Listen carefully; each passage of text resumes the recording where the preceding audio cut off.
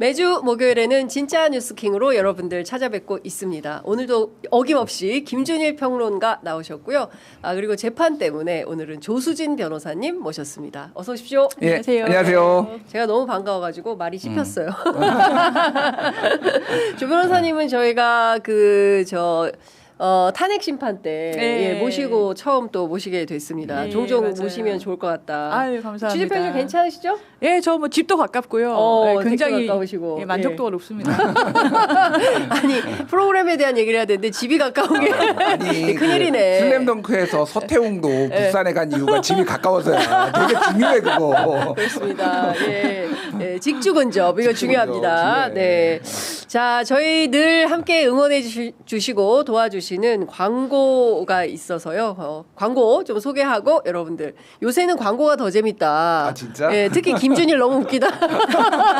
김준일 너무 재밌다. 먹고 살아야지, 장현선도. 코에 막 묻히고 드신다. 막 이런 평가가 있어요. 자, 오늘은 두 가지 광고인데요. 하나 먼저 소개할 광고는 나와요 푸르릉입니다. 오늘은 먼저 갑니다. 예.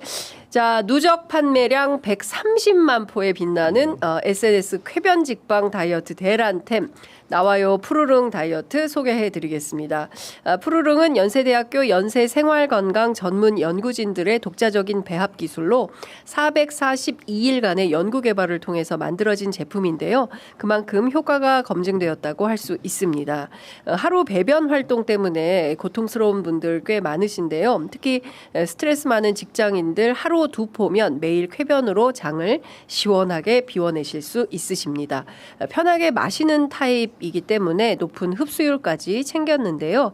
차전자피 식이섬유가 40배 팽창을 해서 장 운동을 촉진시켜 묵은 숙변까지 깔끔하게 밀어내 준다고 합니다.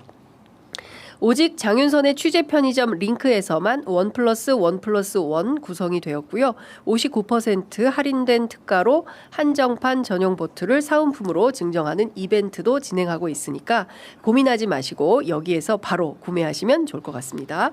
이 나와요 푸르릉 다이어트는 주문 폭주로 인해서 품절이 매우 잦기 때문에 재고 소진 전에 빠르게 주문하시는 걸 추천드리고요. 구매 방법은 유튜브 더보기란에 이벤트가가 적용된 링크를 통해서 구매하시면 되겠습니다. 연세생활건강 나와요 푸르릉 다이어트로 장비움 평생 습관을 만들어 보시기를 추천드립니다. 연세생활건강은 연세대학교 비영리 수익사업체로 판매 수익금 전액 장학 사업 등 교육 재원으로 사용이 됩니다. 자, 혹시 불편하시다면 나와요 푸르릉 선택하셔서 장비움 평생 습관을 만들어 보시기를 추천드리겠습니다. 자, 두 번째 소개해드릴 상품은 타임쿡에서 준비한 오늘은 명태 회무침과 톡톡 백명란 젓갈 세트 소개해드리겠습니다. 벌써 입에 침이 고이네. 그러니까. 예. 젓갈 명장이 만든 입맛 확 땡기는 밥도둑 세트 여러분들께 소개해드리겠습니다. 입안 가득 퍼지는 바다의 깊은 맛, 매콤달콤 양념에 담백하고 고소한 명태 회무침과 고소하고 짜지 않은 톡톡 터지는 백명란 젓갈의 완벽한 조화이고요. 혼자 먹어도 함께 나눠도 든든하고 풍성한 한 끼, 매콤한 명태 회무침과 고소한 백명란 젓갈의 콜라보 지금 세트로 만나보실 수 있으십니다. 바다의 참맛과 영양을 그대로 담은 명태 회무침은 재료 본연의 신선한 맛을 살려서 쫄깃한 식감의 명태 살결을 그대로 느껴볼 수 있습니다. 제가 요거를 미리 저희 본부장님께 드렸거든요. 이거 가지고 식사 다 하셨대요. 아, 진짜? 예, 너무 맛있다고 진짜 추천드린다고 하시고요. 명란 젓갈은 누구나 지난번에 우리 김준일 평론가도 좋아한다고 했던 것 같은데. 그럼요. 명란젓 하는 밥도둑이죠. 그러니까요. 예. 소금에 절여서 숙성한 후에 양념을 하지 않고 소금 간만으로 숙성해서 순수 그대로의 알알이 살아있는 명태젓갈의 고유의 맛을 드셔보시면 좋을 것 같습니다. 손맛은 속이지 않는다. 속초에서 30년 젓갈 하나로 인정받은 명장이 직접 만든 100% 수제 명태 회무침과 백명란 젓갈 세트입니다. 명태 회무침 얼마냐? 350g 2팩, 그다음에 백명란 젓갈 350g 1팩 해서 모두 3팩을 29,900원 무료 배송입니다. 예. 주문은 네이버에서 타임쿡 으로 검색을 하시거나 또는 02-6264-8819, 02-6264-8819로 전화 주시면 되겠습니다. 구매 링크는 저희 취재 편의점 댓글창에 올라가 있고요. 그리고 할인 팁이 있습니다. 타임쿡 스토어에서 알림받기 신청하시면 즉시 사용하실 수 있는 1,000원 할인 쿠폰 제공해드리고 있거든요. 꼭 알림 신청하시고 1,000원 할인 받으시기 바랍니다. 오늘은 시식이 없어서 좀 아쉽네요. 아쉬워요. 굉장히 아쉬운데 이게 사람의 이제 실존적 고민이 있어요. 실존적 네. 고민이 뭐냐면은 먹고 쌀 것인가 싸고 먹을 것인가 이게 굉장히 실존적 고민이거든요. 네. 근데 아침이라서. 예, 오늘 순서를 보니까 일단 잘 비우고 네. 그다음에 먹으면 되겠다 이 생각이 듭니다. 네. 네. 얼굴 천재 김준일. 시식해야 되는데 아쉽다. 굉장히 예. 아쉽고요. 저번에 우리 명태회는 한번 먹지 않았나요? 그랬어요. 맞아요. 명태 한번 드셨어요. 제가 그래서 그랬잖아요. 그때 그거예요. 네. 야 소주 가져와. 그래서 우리가 윤석열 흉내 내느라고. 진짜 맛있었어요. 네. 정말 맛있고 네. 명란젓은 뭐 우리가 알다시피 지금 네. 이제 딱 입맛 약간 환절기 입맛 떨어질 때 명란젓으로 해가지고 그 제가 사실은 굉장히 좋아하는 안주 중에 하나예요. 그 막걸리집 제가 좀 네. 자주 가는 데가 네. 있는데 거기에 명란 구이를 팔아요. 오. 명란을 구워온 다음에 거기에 오이를 썰어가지고 그거랑 이게 먹는 거야? 먹으면 기가 막히게 맛있어요. 일식이네요. 예, 네. 진짜 그거 약간 요즘 트렌드예요. 그렇게 네. 명란구이 많이 팔아요. 예. 아침부터 밥도 못 먹고 왔는데 너무 배고픈데요? 조 변호사님 제가 하나 챙겨드릴게. 감사합니다. 가셔서 한번 잡숴보시기 바랍니다. 예, 드셔보시고 다음 방송 때 말씀해 주세요. 그때 먹어보니까 좋아요. 어땠더라. 예, 괜찮으시죠? 네. 명란 저도 엄청 좋아하는데 너무 배고픈데요, 정말. 끝나고 밥 먹으러 갑시다. 안 되겠다. 밥 주세요. 자, 알겠습니다. 자, 오늘 이제 본격적으로 정치 토크를 좀 해봐야 될 것 같은데요. 지금 시작을 했을 것 같은데 이미 10시 11분이면 오늘 이제 국회에서 아직 시작 안 했습니까? 그렇군요. 국회 본회의가 시작이 되면 저희들이 이제 화면을 받아서 좀 소개를 해드리려고 하는데 한덕수 총리가 대정부 질문에는 권한대행이라서 안 나오고 시정연설은 대통령 권한대행이라서 나오겠다. 그래서 오늘 시정연설을 직접 한다는 겁니다. 추경과 관련된 것인데 이런 태도 일단 김준일 평론가 어떻게 평가하십니까? 그러니까 저는 좀 제가 다른 데에서 어떤 표현까지 썼냐면은 이건 쓰레기짓이다. 정치 쓰레기짓이다 이런 표현까지 썼어요. 제가 진짜로. 좀 세지. 세다. 근데 저는 진짜 화나요. 이게 그러니까 어제는 무슨 뭐 자기 해병대인가 어디 평택 갔죠. 평택 가가지고 미군기지 가서 자기 육군병장이다 뭐 이건 다 대선 행보거든요. 그러니까 고투게더 얘기했어요. 이게 어느 사람이 어떤 사람이 장관이든 누구든 본인 직을 유지하면서 대선 행보를 합니까? 이거는 이런 거 대선 관리해야 되잖아요. 본인 저는 그렇죠. 뭐 출마할 수 있다라고 뭐 그건 자유인데 하려면은 황교안이 예전에 거취 표명을 했던 게 딱 5일 만에 했거든요. 3월 10일 날 탄핵되고 3월 15일 날 불출마했어요. 그 정도 안 했어야지 이게 도리인 거지. 그냥 제가 예를 한번 들어볼게요. 갑자기 지금 뭐 대법관이 겸직을 한 노태학 선관위원장이 갑자기 막 울산 도시 가고 뭐 교회 가서 기도하고 있고 뭐 이렇게 하고 있다가 대선 며칠 전에 제가 출마하겠습니다. 이렇게 하면은 이게 받아들일 수 있나요? 근데 그런 거나 마찬가지예요. 그러니까 이게 선거 관리를 해야 될 사람이 이게 얼마나 무책임한 겁니까?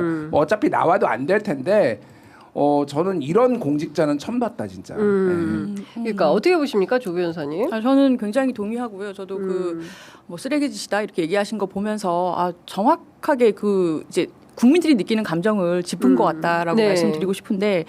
이거 사실은 공직선거법 위반 아닙니까? 선거법 위반이다. 네, 그러니까 저는 그렇게도 봐요. 그러니까 이분이 지금 거론되는 게 빅텐트, 그러니까 국민의힘 본인이 무소속으로 나가든 경선은 지났으니까요. 나가든 해서 나중에 국민의힘하고 후보 합치는 거 아니냐라는 얘기가 공공연하게 나오고 있는 상황에서 본인이 그 4월 8일에 이게 뭐 한덕수의 날이다라고 했을 만큼 여러 가지 행보를 했는데 하나하나가 다 대행으로서 할 수 없는 행보에서 시작을 했어요. 헌법재판관을 임명한다든가 트럼프하고 전화한다든가 외신들하고 무슨 뭐 CNN하고 뭐 인터뷰를 하는데 대통령처럼 한다든가 그 이후로 계속 이런 행보가 이어지고 있는데 예전에 그 그 돌아가신 노무현 대통령 그 탄핵 소추됐던 거 생각하면 네. 그때 공직선거법 위반이었어요. 근데 뭐 우리 당 선거 좀 잘 봐주십시오 이 정도였거든요. 네. 근데 지금 하는 행보는 그거에 그러면 이게 몇 배나 심한 거냐. 그렇죠. 상당히 문제가 있습니다. 네. 그러니까 지금 다 떠나서 정작 해야 될 일들은 하지 않고 하지 않아야 되는 일들을 하고 있는데 오늘 지금 어쨌든 그 한덕수 권한대행이 국회에 도착을 했고 아마도 지금 본청에서 본회의장에 도착을 해서 저 시정연설을 시작한 것 같은데요. 관련된 영상 지금 저희가 PIP로 여러분들께 보내드리고 있습니다. 우원식 국회의장이 이제 관련된 내용을 시작을 하고 있는 것 같은데요. 어쨌든 국민들이 바라는 것은 각자의 위치에서 공직자다운 태도를 좀 보여달라라는 거 아니겠습니까? 이제 고위공직자로서 자기들이 공직에 있잖아요. 공직에 있으니까 공직에 있는 사람의 기본 프로토콜이 있는 거잖아요. 그런데 뭐 선수복 그 안에 손소복 입고 겉으로는 심판복 갈아입고 뭐 뛰겠다 뭐 이런 태도로 보이니까. 그래서 지난번에 그 예를 들었잖아요. 네. 프로레슬링에서 네. 심판이 있는데 네. 갑자기 쫙 심판부 찢더니 안에 빨간 거 입고 막 목을 치는 거예요. 갑자기 반칙하고 의자를 찍고 막. 이건 네. 마찬가지지. 이게. 난 사실 쟤네 편이었어 뭐 사실 이러면서. 저는 팬이었어 네. 이렇게 하는 거가. 그러니까 그러니까. 저는 출마할 수 있다고 봐요. 그거는 네. 본인의 자유니까. 근데 이거는 진짜 해서는 안 되는 짓이에요. 앞으로 이런 일이 반복될까봐 굉장히 두렵습니다. 솔직히. 그러니까요. 정파 이런 거 상관없어요. 공직자는 이러면 안 되는 거예요. 네. 네.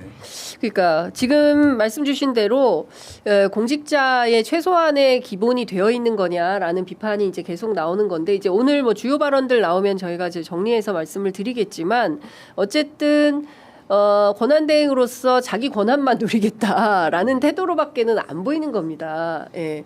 그리고 오늘 이제 12조 이제 추경에 대해서 국회에 허락을 득하는 연설을 이제 하는 것인데 많은 국민들이 이제 관심 있어 하는 것은 저기에서 민주당 국회의원들이 예를 들어서 뭐 막 그 야유나 뭐 이런 걸 하면 그걸 어떤 박해받는 이미지로 가지고 나와서 자신의 이제 대선 출마의 명분으로 활용하려고 한다. 이런 거거든요. 그리고 지금 미국하고 하는 죄송합니다. 관세 협상도 결국에는 자기 정치에 활용하려고 할 거다. 이제 이런 분석들이 나오는 건데 예컨대 그런 것들이 중도 표심을 흔드는 요소가 될 수 있다고 보십니까?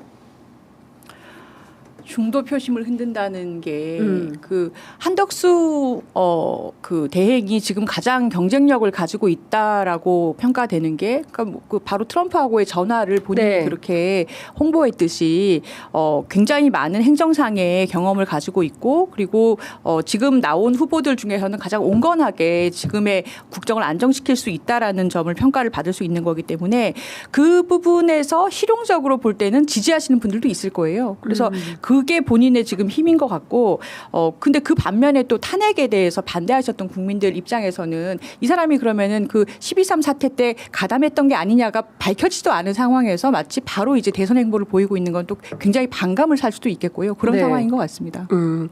그러니까요. 지금 어쨌든 사람들이 한덕수 총리가 출마를 해서 마침내 대선 후보가 된다면 그때 국민들이 이분에게 표를 줄 것이냐. 오히려 이분을 향한 야유가 더 커지지 않을까라는 생각은 저는 개인적으로 하고 있습니다. 그러니까 이제 오늘 사실 이제 전국 지표조사 MBS 여론조사가 나오는데 네. 굉장히 제가 제일 이제 중요하게 보는 게 갤럽하고 전국 지표조사하고 네. 이제 뭐 리얼미터 이 정도를 봐요. 네. 각각의 이제 특징들이 있거든요. MBS 여론조사 같은 경우에는 이제 이게 안심번호를 써요. 통신사로부터 받아가지고 응답률이 20%가 넘습니다. 이거는. 그러니까 엄청 굉장히 높네. 정확한 조사인데 지난주에 나왔던 거 소개시켜드릴게요. 네. 한덕수 출마 바람직하지 않다. MBS 여론조사 여기가 66%. 맞아요. 바람직하다가 24인데 중도가 어떻게 보느냐가 중요하잖아요. 맞습니다. 그러니까 단일화를 하려면 보수 후보랑 중도를 지지를 받아야 되는데 중도가 바람직하지 않다가 73. 바람직하다 20. 네. 그래서 거의 3.5배예요. 그러니까요. 예. 그리고 뭐 호남 출신이다. 예. 그러니까 이번에 호남 후보가 없으니까 호남에서 좀 지지를 그러니까. 전주 출신이다. 이분이 그 전에는 한 번도 자기를 호남이라고 얘기 안 하다가 심지어 고향을 속였잖아요. 네, 출세하려고. 김대중 정부 들어서니까 갑자기 호남 출신이 됐어요. 네. 근데 어쨌든 광주 전라에서 바람직하지 않다 75, 바람직하다 13. 13. 바람직하다가. 예. 예. 그러니까 이분은 호남에서는 호남 대표 주자로 생각을 안 하는 거예요. 뭐가 됐든 하여간 예. 무슨 뭐가 있을 것이다. 중도의 표를 가져올 것이다. 이거는 한동훈 대표가 2030 표를 다 쓰고 있다라는 얘기랑 거의 비슷한 얘기다. 네, 거의 그 정도로 보면 될 것 같아요. 예, 그러니까 사실상 이게 이제 보수 언론이나 이런 쪽에서 포장된 여론일 가능성이 굉장히 높고 실제로 대선에서 큰 변수가 되지는 못할 것이다라는 건데 그렇다면 국민의힘은 왜 이렇게 한덕수를 외치고 있다고 보세요? 조 변호사님은 왜 그런다고 보십니까? 근데 지금 빅텐트론이 나오는 거랑 같은 예. 맥락이죠. 그러니까 지금 상당히 흥행이 안 되고 있지 않습니까? 흥행보다는 진짜 참담하더라고요. 그 수준이. 특히 네. 토론은 수준이. 정말 야, 예. 가장 화제가 됐던 게 그 신체에 대한 여러 가지 그러니까요. 표현들 그 예. 부분일 정도로.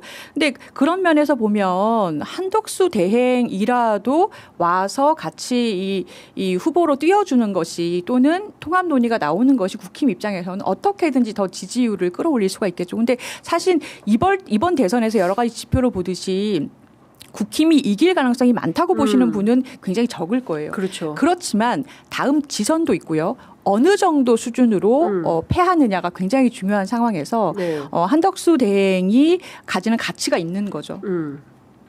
한덕수가 갖는 가치가 있기는 하다.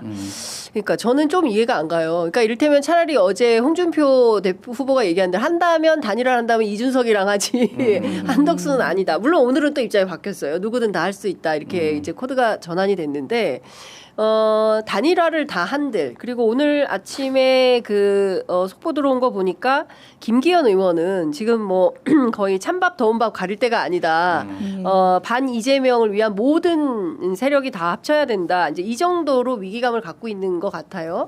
근데 이번 대선에서 자기들이 승리할 수 있다고 생각하는 것 자체가 오판 아닌가 싶은데. 그러니까 뭐라도 해봐야지 거의 이건 것 같아요. 예, 그러니까 제가 지난번에도 한번 말씀드렸는데 이번 대선의 어떤 구도나 성격을 2002년으로 볼 것인가, 2007년으로 볼 것인가. 네. 근데 상당수의 국힘의 선수들은 2002년으로 이제 보는 것 같아요. 그때 이회창 대세론이 있었고, 네. 그리고 좀 여러 후보들이 난립을 했는데 특히 이제 노무현 후보와 정몽준 후보가 20% 초반대의 지지율이 있으니 그때 단일화를 해서 대세론이었던 이회창을 꺾은 거를 지금 거기다 대입을 하는 거거든요. 그러니까 네. 이회창 자리에 이제 이재명 그리고 뭐 국힘하고 한덕수 이렇게 정몽준 네. 포지션에 이제 한덕수를 넣은 건데 그때는 지지층이 안 겹쳤어요. 계속 말씀드리지만은 네. 중도 성향의 사람들은 어쨌든 경제 그리고 그 2002년 월드컵 국뽕 이거는 이제 정몽준이 가져가고 노무현은 정치개혁, 네. 지역주의 타파 완전히 지지층이 달랐기 때문에 그게 가능했던 건데 말씀드렸지만 한덕수의 출마에 긍정적인 거는 보수 진영밖에 없습니다. 지금. 맞아요. 예. 네. 그러니까 단일화 시너지가 안 나고 뭐 여러 가지를 뭐 길게 말씀드릴 건 아니고.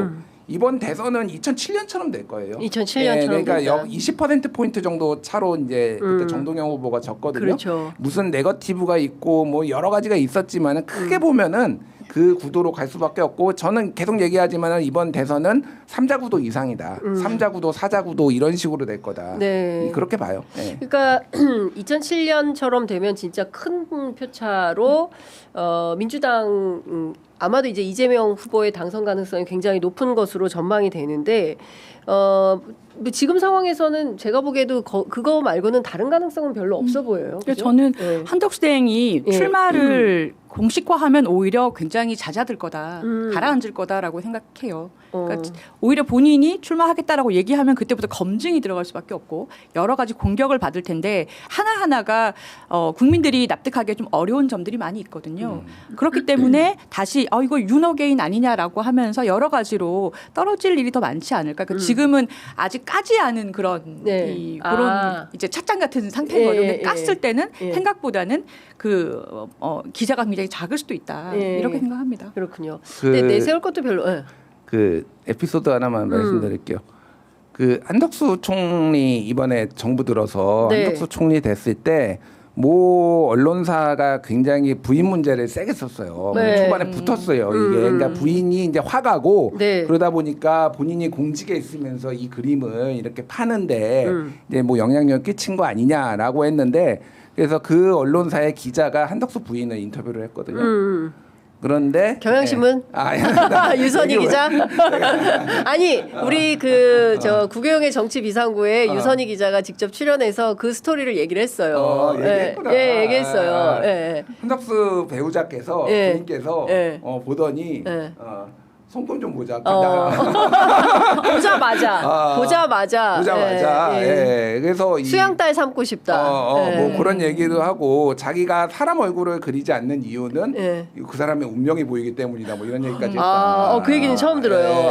그런 얘기를 하셨다는 거고. 사람 인물화를 안 그린 이유가 운명이 보여서 그 사람 그릴 수가 없네. 다른 거를 사람 얼굴을 그리자. 그러니까 뭐가 됐든 이제 또 무속 얘기 갖고 또 그렇죠. 나올 테고 또 하나는 이제 김앤장의 고문으로 있을 때 지금 이제 거액의 고문료를 계속 받아왔다라는 이게 다 사실 그렇죠. 묻혔는데 지금 오히려 한미 이제 협상을 하는 이 와중에서는 굉장히 큰 이슈가 될 거예요. 그러니까 그게 왜냐하면 그때 론스타의 대행을 김앤장이 하고 있었는데 그렇죠. 사실은 그 론스타가 뭐 외환은행 매각 사건과 관련해서 여러 의혹들이 있었어요. 어쨌든 근데 여기에서 이제 관료들이 굉장히 기재부 관료들이 많은 의혹들을 사고 있었는데 이게 아직도 사실 미스테리거든요. 맞아요. 이게 진짜로 외환은행이 그렇게 헐값에 매각되고 BIS를 그렇게 조작해가지고 이제 사실상 조작해가지고 이런 식으로 나왔던 게 그 부분에 있어서 한덕수가 역할을 한 거 아니냐. 본인은 아니라고 하지만은 이게 검증이 되기 시작하면은 계속 나올 겁니다. 그렇죠. 한덕수는. 그러니까 말씀 주신 대로 부인 리스크가 제일 큰 사람이다. 그러니까 윤석열 못지않다라는 거예요. 특히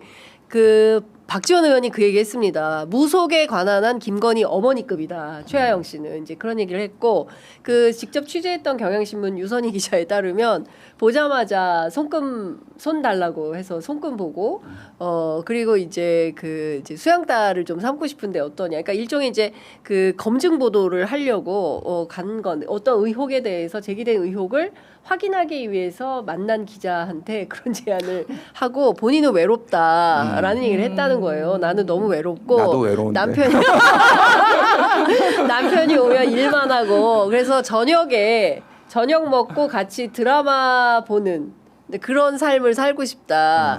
수영딸하고 아니 남편하고요. 근데 남편이 그런 삶을 살지 않는 거예요. 그래서 이제 한덕수 총리에 대한 어떤 서운함 뭐 이런 것들을 자기는 외롭다. 그럼 이번에 이제 은퇴하시고 같이 TV 보면은 원하는 행복한 삶을 살 수 있는데 그게 아니라 이분은 또 이제 대선 출마로 각을 잡으니 부인은 계속 외로운 거예요. 한덕수 부인은 외로워.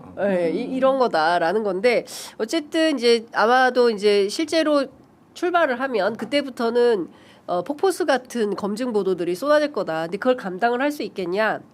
라는 얘기는 이제 기자들 사이에서도 상당히 많이 나오는 것 같습니다.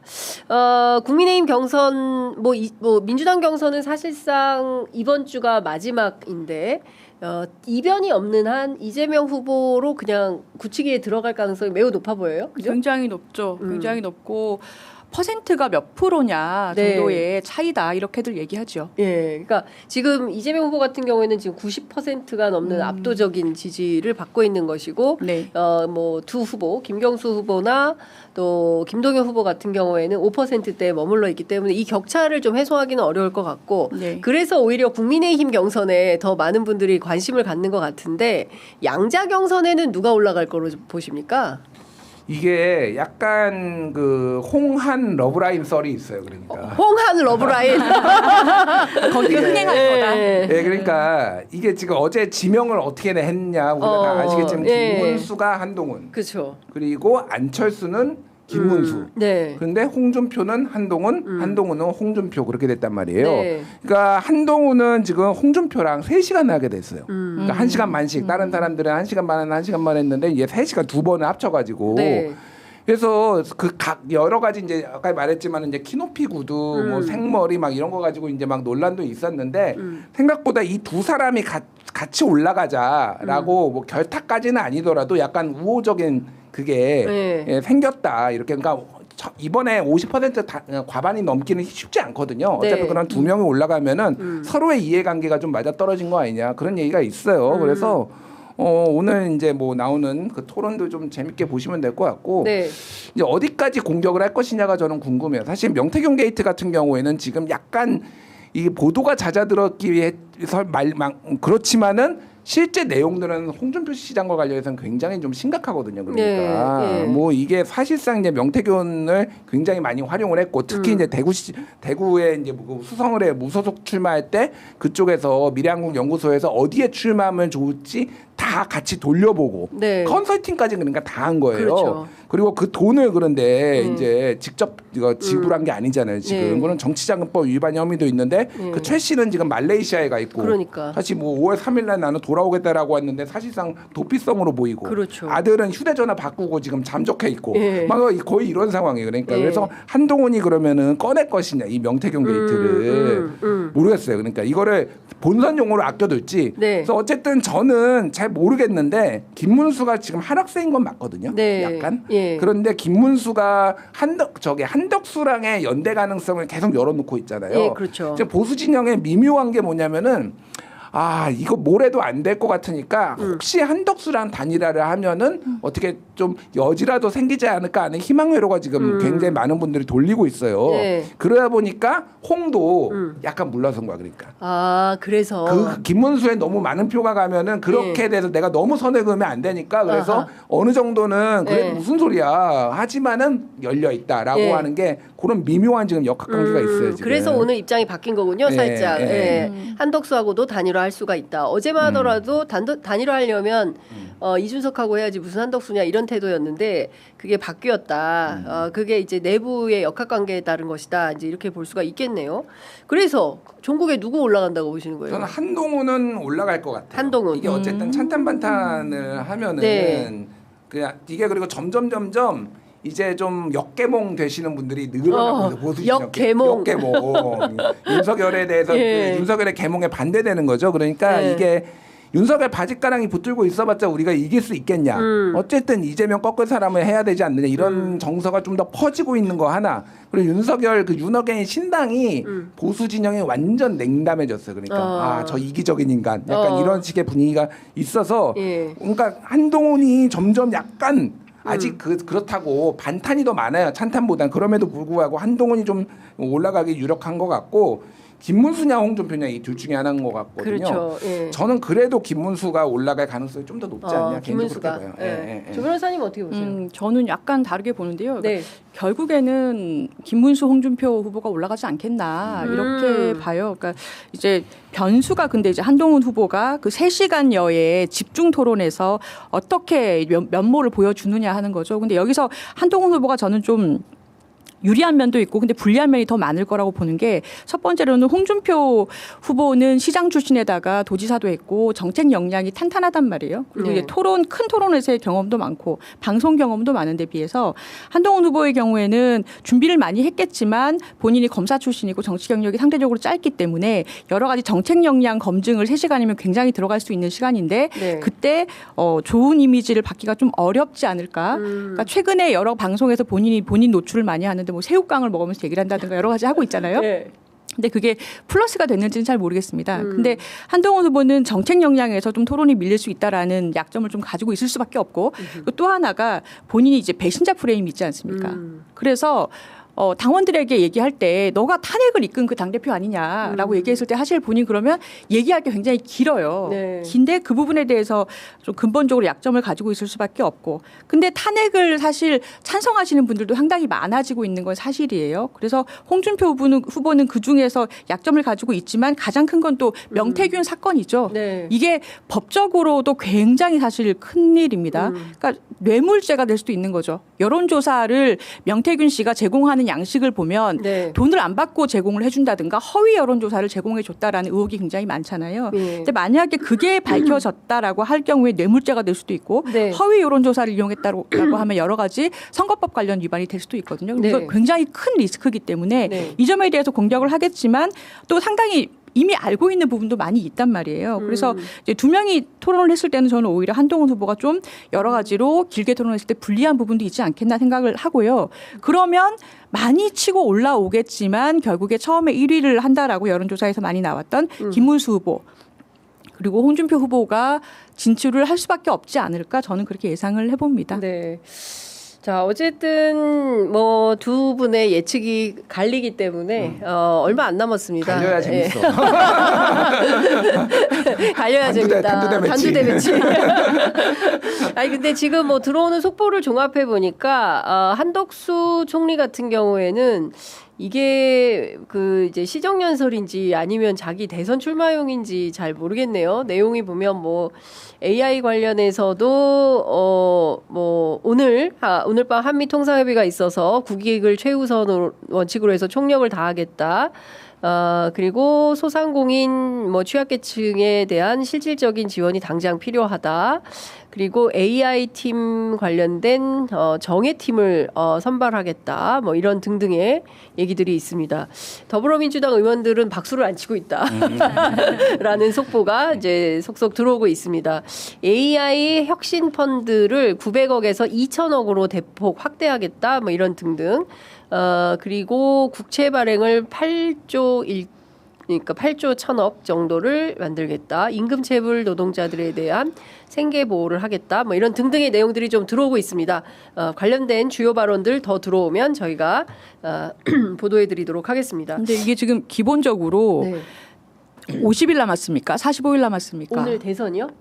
예, 그렇죠. 대통령 선거 40일 남았습니다. 대행이 40일짜리 대행이 할 수 있는 말이 D-40일. 아니죠. 네. 지금 얘기한 것들, 네. 뭐 얼마를 투자하겠다라든지 네. 뭐 AI를 어떻게 하겠다라는 얘기들이 본인이 40일짜리 임기가 남은 대행으로서 할 수 있는 말은 아닌 것 같아요. 그렇죠. 그러니까 정말 내가 대선 나간다라는 전제로 했다고밖에 볼 수 없네요. 네, 그러니까 대선 출마용 시정 연설이다. 우리 조 변호사님은 그렇게 분석을 하셨어요. 그렇게 보세요? 뭐 예. 뭐 그런데 사람들이 여기에 귀 기울이지는 않을 거예요. 사실은 뭐 네. AI 혁신 펀드 900억에서 2,000억으로 올리면 우와. 뭐 이렇게 네. 할 거 지금 뭐 네. 대선 후보도 뭐 100조 AI 네. 100조 투자하겠다고 이런 얘기 나오고 있는데 네. 이제 뭐 제한된 얘기인 것 같고 빨리 거치나 결정했으면 좋겠다. 네. 저는 좀 더 이상 질질 네. 끌지 말고 아니, 저는 그러니까 최악이 그러니까 다음 주 수요일 가능성이 일단 있어요. 왜 그러냐면은 다음 주 화요일에 2강이 결정되거든요. 네. 2강이 어떻게 결정되는지를 보고 수요일 날 왜냐면 목요일은 또 노동절이고 약간 그 이후에 5월 2일 날 쉬지는 않는다고 하지만은 이번에 어쨌든 약간 연휴 같은 느낌이 있어요. 네. 근데 최악은 5월 3일 이후에 결정하는 거예요. 그렇죠. 와, 그건 그럼 진짜 진짜. 쓰레기 짓이다, 진짜. 와, 네, 설마. 근데 그러니까, 이제 예. 예, 그 29일 설도 있더라고요. 다음 주 화요일에 이제 국무회의가 있는데 뭐 29일 설도 있고 언제 발표할지는 모르겠지만 요새 그 댓글에 한덕수 권한대행과 관련된 기사 댓글에 베스트 댓글이 있는데 그게 뭐냐면 그 저 폭삭 속았수다 그 드라마의 학시 아저씨 있잖아요. 그리고 거기에 유명 대사 너 뭐 돼? 네, 한마디로 그냥 한덕수 총 권한대행의 그 출마 문제를 한마디로 그냥 단칼에 정리해 주는 게 베스트 댓글이다. 이 말씀을 좀 전해드리겠습니다. 관련해서 또 하나 최근에 이제 뭐 명태균 게이트도 저희가 얘기를 하긴 했습니다만 또 하나는 그 건진법사가 상당히 보도가 많이 나오고 있어요. 네. 초반에 그 목걸이 얘기 나오다가 6천만 원, 6,200만 원짜리 그 명품 목걸이 얘기가 나오다가 어제는 관봉 그거 좀 그 보여주시면 좋을 것 같은데 한국은행이 뭐라고 얘기를 했냐면 이거 개인한테 가는 것은 아니다. 개인에게 줄 수는 없다라는 얘기를 합니다. 비닐에 아예 쌓였어요. 네, 비닐에 아예 쌓였고 한국은행이 적혀 있고 그 다음에 밀봉 날짜는 윤석열 취임한 뒤 사흘 5월 13일 이렇게 돼 있습니다. 그리고 그 건진의 부인 일을 한 적이 없어요. 그런데 6억 원이나 되는 돈이 이제 계좌로 입금이 되었다. 그러니까 검찰발 건진 보도가 계속 쏟아지고 있습니다. 요거는 어떤 걸로 어떻게 보십니까? 일단 올 것이 왔구나. 올 게 왔다. 네, 올 게 왔다. 우리가 뭐 이제 이 법사 아니 그러니까 이 무속인들의 이제 윤석열 정부의 무속인들의 서열 정리 막 이런 거 옛날에 하고 그랬어요. 네, 누가 네. 제일 최고냐? 자, 천공이냐? 천공이냐? 건진이냐? 건진이냐? 태균이냐? 명태냐? 뭐 이런 거 가지고 네. 했는데 천공이 아무래도 그 이상한 외모 그 좀 뭐 도사 같은 외모와 함께 또 유튜브에 워낙 말을 많이 하니까 그게 뭐 이거를 예언을 했네 뭐 영향을 받았네 이렇게 초반에 주목을 받았고 명태균은 지금 이렇게 했는데 네. 국민의힘 분들이나 얘기 들어보면은 영향력에 있어서는 특히 이 로비와 이런 실질적으로 뭐 공천을 하거나 어떤 뭐 누구 꽂아넣거나 이런 거는 건지는 당할 사람이 없었다 지금까지. 네네. 네, 그 얘기는 거의 입을 모아서 얘기하시더라고요. 그러니까 이거는 저는 헬게이트가 열렸다고 봅니다. 이게 처음에 시작이 2018년 지방선거였잖아요. 네. 그때 출마자로부터 돈 받았다라는 걸로 그때 검찰이 사실상 이거 걸쳐놓은 거거든요. 그러면서 수사를 확대를 한 건데 2018년이면 문재인 정부 때예요. 네. 문재인 정부 때도 이미 국힘에서의 영향력을 돈을 받아가지고 청탁을 해결해야 할 정도로 국힘에서 영향력이 있었는데 지금 윤석열을 등에 업은 2022년이었으면 도대체 건진의 힘은 얼마나 됐을 것인가. 우리가 이거를 생각해 볼 수가 없죠. 지금 윤한홍 의원하고 청탁 뭐 주고받은 거 본인은 부인하고 있지만은 뭐 언론 보도에 따르면 또 권성동 의원한테도 지금 했다라는 게 이게 핵심들이 윤핵관들이에요 지금 그러니까. 그러니까 명태균은 예. 윤핵관들하고 또 사이가 안 좋았어요. 그러니까 김건희랑 다이렉트로 이렇게 했던 게 있으면은 여기에는 윤핵관들이 줄줄이 지금 소환이 되겠다는 네. 거고. 아까 전에 그 한국은행 돈 같은 경우에는 예전에 이제 그 한국은행 그 띠지 2000저 박근혜 정부 때 네. 2012년이요. 예, 2012년에 그 띠지가 있는 그 돈이 발견돼 가지고 이게 이제 국정원 특활비 뭐 이런 걸로 밝혀졌거든요. 그러니까 이게 특활비 아니면은 정권 초기에 금융기관에서 현금으로 달라고 했을 때 은행에서 안 줘요 현금을 저렇게 많이는. 당연히 이거 뭐 이상하게 쓰일 거라고 생각할 거 아니에요. 저런 거를 가져올 수 있을 정도의 실세가 뭐를 돈을 가져왔겠죠. 1억 6,500만 원을. 그러니까요. 5만 원권 3,000장을 어떻게 그러니까. 그냥 뇌물용이야 누가 봐도. 그렇죠. 그거를 턱 내줄 수 있는 사람은 정권 실세밖에 없어요. 그러니까. 그렇죠. 예, 네. 그러니까 이거는 큰 게이트로 갈 거고 김건희 목걸이는 그 해명을 다 우리가 믿어준다라고 하면은 건지는 지금 통일교 간부로부터 6천만 원짜리를 받았는데 네. 잃어버렸어. 어디서 잃어버렸을까? 네. 한남동 5거리에서 잃어버렸지. 어디서 잃어버리거든. 한남동 오거리. 예. 우연찮게 이렇게 가다가 예. 김건희인지 뭐 김성훈 경호차장인지 모르겠는데 그걸 주웠어. 그래서 그거를 차고 나왔어. 뭐 네. 이렇게 아니면 이제 해석이 안 되는 거지. 잃어버렸대잖아요. 그러니까. 뭐 믿어줄게. 나 잃어버렸다는 거 믿어줄게. 믿기 어려운 것 같은데 6천만 원짜리를 잃어버리면 어떻게 하시겠습니까? 아니- 즉시 경찰에 신고하시지 않으시겠습니까? 그리고 예. 통일교에서 가만히 안 있었겠죠. 그쵸. 예. 예. 이것도 준 목적이 있을 텐데. 배달 사고죠, 배달 사고. 예, 배달 사고죠. 네. 잠깐만. 명태균 대표한테 전화 왔네. 아 진짜? 네. 어. 그러니까 뭐 지금 바로 해주세요. 한번 받아볼까요? 재밌겠네. 네. 예. 여보세요? 네네. 네. 아니 갑자기 방송 중에 전화를 하셔가지고 저희 지금 취재 편의점 생방송하고 있는데 보시다가 전화하신 거 아닌가 싶어가지고. 여보세요? 말씀하십시오. 아니 전화를 하셔가지고 저는 지금 받았는데 저희가 지금 취재 편의점 생방송 중이거든요. 그래서 끊어야 돼요? 아니 뭐 하실 말씀 있으셔서 전화하신 거 아닌가 해서. 아니 하실 말씀 있는 게 전화 아니고 네. 내려오신다 해서 네. 그래 그것 때문에 전화했는데 아. 생방송이에요? 아, 네네네. 예. 그래서 물어봐요.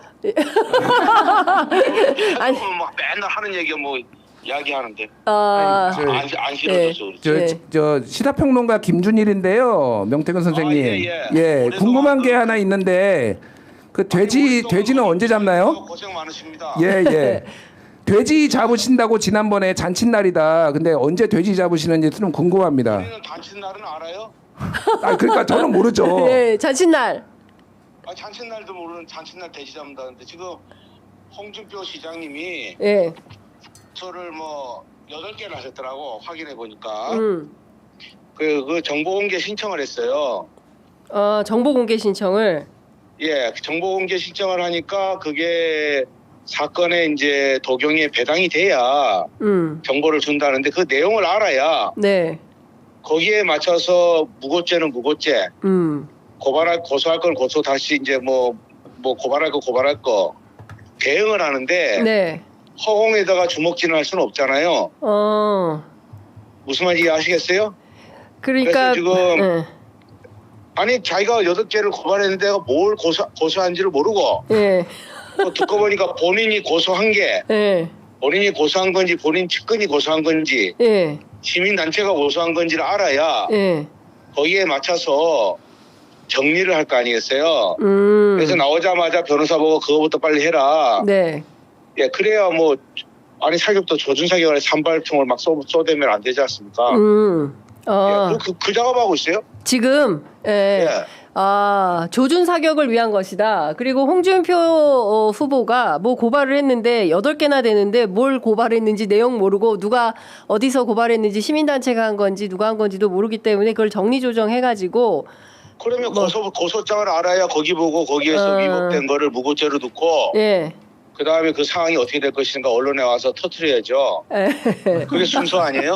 네. 아이고, 순서 맞죠. 손도 안 잡았는데 애를 낳으면 어떡해. 아이고. 아이고, 깜짝이야. 네, 그리고 저 돼지는 잡아봤어요? 돼지 잡아봤어요? 김준일 평론가? 제가 소 잡는 거를 구경한 적은 구경은 있는데 했어. 돼지는 좀 잡아주셨으면 좋겠어요. 네. 옛날에 시골에 가면 개 목에다가 해갖고 저 나무에다 매달아요. 그러면 이제 개가 항문이 한 10분 지나면 열려요. 아이고야. 아이고. 그러면 이제 죽는 건데. 예. 제가 어렸을 때 돼지를 한번 잡아봤어요. 60kg짜리. 예. 예. 그냥 삼겹살이 없어요. 그냥 야들야들해 껌처럼. 그걸 나보고 잡으라고 그래서 내가 목에다가 메고 매달았어요. 그러니까 한 20분 지니까 이제 뒤에 항문이 열려. 리얼하네. 그래서 죽었는가 싶어서. 예. 그래도 한 10분 더 있었어. 한 30분을 있었는데, 그 밧줄을 풀으니까 나 죽는다고 뛰어다니더라고. 온 동네를. 온 동네 난리 났어요. 돼지가. 그러니까 돼지는 목을 해갖고, 교수형이 안 돼. 지방이 많아서. 너무 리얼하게 얘기 안 하셔도 됩니다. 이게 방송이기 때문에. 예. 그러니까 내가 말하는 거는 네. 돼지는 교수형이 안 된다. 홍준표가 8개 했다. 네. 홍준표를 일반 상식으로 그런 교수형을 취하지 않는다. 이 말하는 건데요. 예. 개 잡듯이 그렇게 목을 매갖고 그렇게 없진 않아요. 아니 명사님 너무 리얼하게 설명하시면 이게 그 방송이기 때문에. 예. 아니 저 방송인데 뭐 명태기 방식이지 뭐. 알겠습니다. 예. 다른 거 물어봐요. 뭐 저 하나 물어봐도 되나요? 조수진 변호사님 지금 옆에 계신데 안녕하세요. 조 변호사님이 물어보고 싶은 게 있다고. 예, 저 알릴레오 진행하는 조수진 변호사라고 합니다. 안녕하세요. 네, 예, 감사합니다. 전화만 들어서 얼굴이 안 보여서 죄송합니다. 예, 아닙니다. 그 국민의힘 경선하는데 25일 날 한동훈 후보하고 홍준표 시장하고 토론하잖아요. 네. 그 재밌는 일 좀 나올까요? 뭐가 나와요? 재밌는 얘기 좀 나올까요? 흥행이 좀 될까요? 그러니까 홍준표 후보와 한동훈 후보가 이제 대선 후보 경선 토론을 하게 되는데 이 주요 쟁점이 명태균 게이트 아니겠습니까? 아 그래요? 그 사람은 아무 돈도 안 주고 상품을 가져가. 아니 가능성이 높죠. 예, 왜냐하면 이제 홍준표 후보 같은 경우에는 이미 예고하신 바 많기 때문에 그 내용을 이제 한동훈 후보 쪽에서 쟁점으로 삼지 않겠습니까? 네네. 예. 그런데요. 그래서 뭔가 재밌는 얘기들이 많이 나올 것 같냐라고 조수진 변호사님이 여쭈었어요. 그렇군요. 네. 그 홍준표 대표는 4강에서 이거 2강에 올라가서 떨어져야 재밌지. 높은 곳에 올라가야 떨어져야 재밌는 거 아니에요? 결선에서 떨어져야 재밌다 이 말씀이신가요? 아니 그 너무 높은 데 올라가 떨어져야 재밌죠. 예. 아유 그냥. 홍 대표는 그 한동훈 대표는 여성의 말을 써요. 언어가 여성의 언어를 쓴다고 토론할 때. 한동훈 대표가. 예, 그래서 각 그 후보들마다 그 발언하는 거라든지 주제에 대한 어떤 그 내용이라든지 여러 가지 보면 한동훈 대표는 여성의 말을 합니다. 그래서 오빠 어저께 창원역에서 영숙이를 만났어. 그러면 보통 남자들은 그래 만났니? 이러고 끝나요. 네. 근데 우리 한동훈 대표는 그래 영숙이를 만났어. 그래서 어떻게 됐어? 이렇게 여성의 말을 해요. 그러니까 상대편 말을 받아들여서 그 받아들인 말을 그대로 되씹어서 다시 얘기하는 사람입니다. 그래서 남자와 남자가 붙어서는 그 한동훈 대표의 말을 이기기가 어렵습니다. 그래서 아마 홍준표 대표가 붙으면 홍 대표 칼이 많이 무뎌진 칼이에요. 발언 자체가. 그래서 한동훈 씨한테 계속 말릴 거예요. 본인이 그 명태균 게이트를 갖고 있다 하더라도. 한동훈 씨한테는 밀릴 가능성이 상당히 높습니다. 그렇군요. 언어 구사 능력이 다 틀려요. 그래서 우리 그냥 무대뽀를 하시는 우리 원희룡 장관. 네. 토론만 나가면 점수 다 까먹고 오죠. 말은 잘하죠. 말은 잘하는데 네. 이 토론이나 여러 가지는 그 토론의 흐름이라는 게 있습니다. 각자 언어 쓰는 방법들이 틀리거든요. 그럼 그 언어에 맞는 방어책을 다 세워야 돼요. 네. 뭐 어쨌든 결선에 누가 올라갈지 관련해서는 제가 수요일 내 다음 주에 바쁘시다 그래서 모르고 한동훈 홍준표 올라가겠지 뭐. 한동훈 홍준표 올라간다. 예. 최종 후보는 누가 된다고 보세요? 최종 후보. 예. 최종 후보는 돈 많이 쓰는 후보가 되겠지. 떨어진 후보들 노잣돈이라도 줘야 뭐 집에라도 보내줘야지. 노잣돈이라도 줘야 된다. 알겠습니다. 노잣돈이라도 좀 챙겨줘야 되는 거 아니에요? 알겠습니다. 좀 더 자세한 얘기는 제가 방송 후에 전화 드리고 그리고 또 찾아뵙고 인터뷰로 만나 뵙기로 하죠. 네. 네. 아니 궁금한 거 하나 더 물어보세요. 김주일 그분은 저희 나중에 김주일 평론가랑 제가 같이 갈게요. 네. 아니 김주일 평론가 뭐 묻고 싶은 게 있을 것 같은데. 많은데 저희 이것도 요거 진행을 해야 돼서 지금 49분 지나고 있어서 네 저희가 또 나중에 모시도록 하겠습니다. 갑자기 전화를 주셔가지고 갑자기 제가 그냥 방송한지 모르고 그냥 해갖고 이번 주에 조사받는 게 너무 많아. 네. 시민 단체들이 뭐 합동으로 나왔다고 또 축하를 해주네. 조사받으러 나오라고. 알겠습니다. 네. 조사받고 말해서 다음 주에 한번 내려오세요. 네, 그렇게 하겠습니다. 네. 그래. 안 그러면 다음 주에 한번 서울 갈 가능성이 있어요. 네. 그럼 서울에서 또 뵙고 그렇게 하죠, 뭐. 네. 네, 감사합니다. 네, 감사합니다. 네. 이렇게 갑자기 전화를 주셔가지고 이거 주진우가 해야 잘하는데 그러니까. 주진우가 원래 이런 거 전문인데 갑자기 전화 그러니까 그러면 썸네일에 생방송 중에 뭐 전화가 막 이렇게 이제 잡히는 건데 근데 내가 난 잘 안 되네 그게. 일단은 명태균한테 스며드네.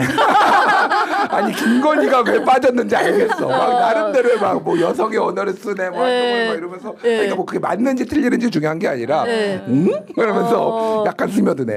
명며든다? 명며든다. 새로운 말이 또 나왔습니다. 명며든다. 얘기를 같이 가야 되겠는데. 같이 한번 가야 되겠는데. 명태균이 나를 좋아하나 봐. 네. 그리고 기차표 끊어. 결과도 똑같이 예측했잖아요. 그러네 진짜. 한동 올라간다. 야, 지금 제가 보기에는 김준일 평론가 얘기 듣다가 전화하신 것 같은데. 모르겠어.